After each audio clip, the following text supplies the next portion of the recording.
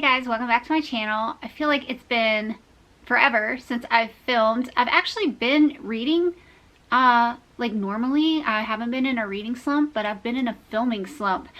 But I have noticed that time is getting away from me. We are already into January, and I do have some videos that I want to film to close out 2019. So this video is going to be my 5-star reads from 2019 and 1 4.5 star. So let's just go ahead and jump right in. First one I'm going to talk about is Needful Things by Stephen King. I read this. This was a reread for me. I read it like 20 years ago, but I read this along with Cami from Cami's Korner for her harrowing horror, and I think we did this in like January or February-ish. This book was so good. It might be my favorite Stephen King book ever. I like this more than The Stand. I like it more than Misery and The Shining and Pet Sematary, all of those super popular ones. I think this one is really, it goes unnoticed, or it's under the radar, I think. But the bad guy in this book is absolutely spectacular. He is so evil. And I loved all of the characters. I loved the storyline. It made me laugh. It made me cry. This is fantastic. The next one I want to mention is The Hike by Drew Magary. I don't have a physical copy of this one. I listened to this on my Script app, I believe. I think that's where I got it from. This one was a recommendation, or two people actually mentioned it and it sounded amazing. But Harpies in the Trees and Book Invasion both talked about this book quite a bit and how much they loved it, and they were absolutely right, everything they said about it. This book was so funny and so bizarre, and I didn't realize that I would like a book that's so bizarre as much as I did, but it makes me want to read more bizarre, humorous books. Short synopsis of it: it's about a guy who is on a business trip and he decides to take a little hike in the woods around the hotel he's staying at, and while he's on his hike he gets drawn into this world of craziness. It's similar to like Alice in Wonderland, but super funny and incredible characters. And it's one of those books that I couldn't get out of my head, and I thought about it for a very long time after I read it. And I also wish there was a part 2 to it. There's so much more that could be made from this story. I'm still thinking about it, and I think I read this probably early summer. Absolutely amazing.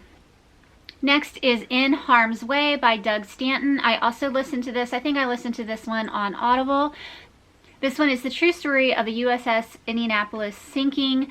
It goes into great detail about how the ship was sunk and all the mistakes that were made to cause this to happen, and what happened to the people who were in the water dealing with the sharks and the aftermath. I cried through a large chunk of this book, like hysterical sobbing cry. I think this is a very important book to read. It's a major part of our history. I think everyone should read it. It was so amazing. Next, I want to talk about Agatha Christie. I have 2 books of hers that I read this year that are 5-star reads for me. The first one was And Then There Were None. Absolutely fantastic murder mystery story set on this small island where a group of people are stuck. I'm pretty sure that's where the story for Clue came from. It's a group of people, somebody's murdered, and then they're all wondering which one of them did it because they're stuck on this island together. It was incredibly well done. Characters were great. I did not guess the ending at all. I was completely shocked, and I loved it. Next is a horror story about possession, and that is Come Closer by Sarah Graham. This book, I believe it's a novella. It was very short. I got it at my library. I was just kind of strolling through and walked past it one day and picked it up. So glad I did. That book had the best creepy vibes ever. It had me questioning whether I was possessed or not. That's how good it was. You really get into the head of the main character, and you start feeling all the things that she's feeling, and you start, wondering what is that sound and what is that bump and what's going on around you. Gosh, it was so good. I cannot recommend this book enough, and I hope Sarah Graham writes more books because I will read anything that she writes. Next, I want to talk about the Wayward Pines trilogy by Blake Crouch, and I'm just going to put all 3 books together because you have to read all 3 books. Each book ends on a cliffhanger, and you got to read the next one. I'm not big into reading sci-fi. I do love sci-fi movies, but I normally don't do well with it reading wise. I have a really hard time wrapping my head around the concept of a lot of things in sci-fi, and I think it just is better for me to understand if it's visual. But this book was so good. It has to do with, well, I really can't tell you what it has to do with because I will be giving away the entire plot of the series. But basically, this man wakes up with amnesia, doesn't know what happened to him. He's all like beaten and bloody, and he's in this strange town, and he goes on this journey to find out who he is and why he's there and what happened to him. And then the story explodes from there. So no spoilers, but I went on to read Recursion and Dark Matter also after I read these books, and these books are my favorite of Blake Crouch's. I did like Dark Matter.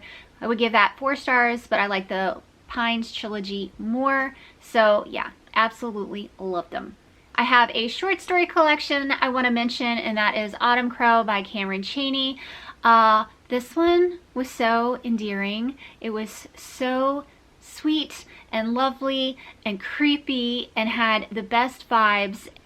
It's the first thing I've ever read of Cameron Cheney's, and I hope he continues writing and puts a whole lot more out, especially as more stories dealing with Autumn Crow. I would love if he has a second collection. If you like creepy short stories, read this book. Cannot recommend it enough. It was so good. My last 5-star read is another one from Agatha Christie, and that is Murder on the Orient Express. I'm kind of surprised I've never read this book before. I used to read a lot of her stuff when my kids were like babies. I remember going to the library and they had like a whole display of Agatha Christie kind of up in the front, and I always just pick up one of her books when I was there, but never read this one. I saw the movie, the newer movie that came out like a year or two ago with Johnny Depp in it. I saw that last winter and loved the movie. The cinematography especially is absolutely breathtaking, and I was pleasantly surprised to see that the movie really was based off the book. It was very, very similar. So I wasn't surprised by the ending because I already knew how it ends, but I just think it was very well written, and I found the characters to be humorous and engaging and interesting, and I like the setting of people being stuck on the train. Again, it's kind of like Clue, where a murder happens and the people are all stuck in the area and they're trying to figure out who did it. Very good.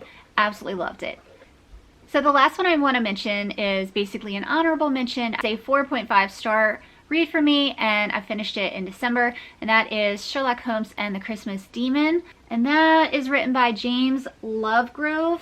Haven't read anything from him before, but I guess he's one of those people that are authorized to write Sherlock Holmes books. Huge fan of Sherlock Holmes in all forms, so I was really excited when this book came out because I love demons and I love Sherlock Holmes, and it was set during Christmas, so all my favorite things collided, and this book was perfection. If you didn't know that James Lovegrove wrote this book, you wouldn't know that this wasn't written by Sir Arthur Conan Doyle. It was so well done, but I actually like the way he wrote slightly better than Conan Doyle's writing. I loved how he gave away clues throughout the story, but I still didn't figure out who did it in the end. I was surprised in the end, and I liked how that played out.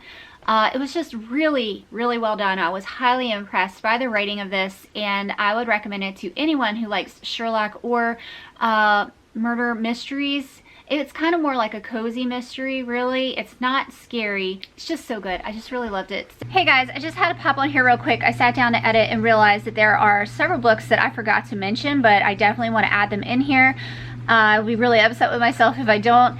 And that is The Haunting of Ashburn House by Darcy Coates. I discovered her this year and read 2 of her books. I've bought several more of them. I've got them on my Kindle, ready to go and read soon.